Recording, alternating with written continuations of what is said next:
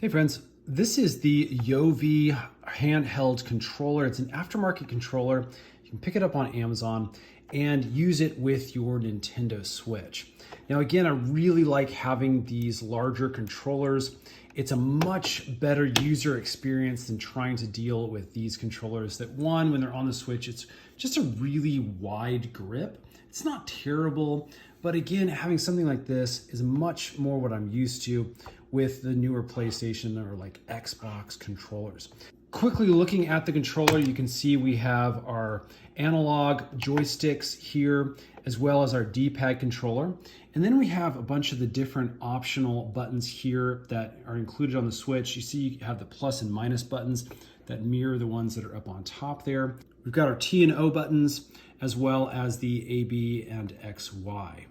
Now on the top here, you can see we have L1 and L2, R1 and R2. And then actually on the bottom, we also have an M1 and M2 switches down here that you can actually use as well. We have a reset button that can be used down at the bottom.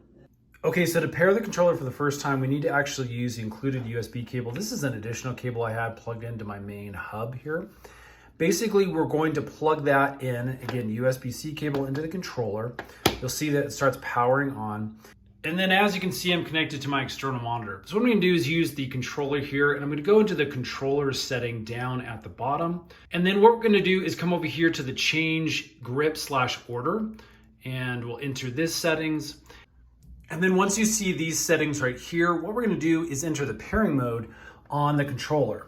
And to do that, we're gonna hit the home button and the Y button at the exact same time. So I'm gonna push and hold that. Now the lights will go into a flashing state, and mine actually connected really quickly here. As you can see, we now have the controller set up over here in our first slot. Okay, now that we are paired, we can actually unplug it from the USB-C cable, and we can hit the back arrow just to test things out here. Okay, as you can see, we can move around. So friends, I hope that has helped. Again, this is a solid little controller. Nothing super fancy, but it seems to be working really good for us. We've been testing it for a couple of weeks now and definitely like the results. Thumbs up.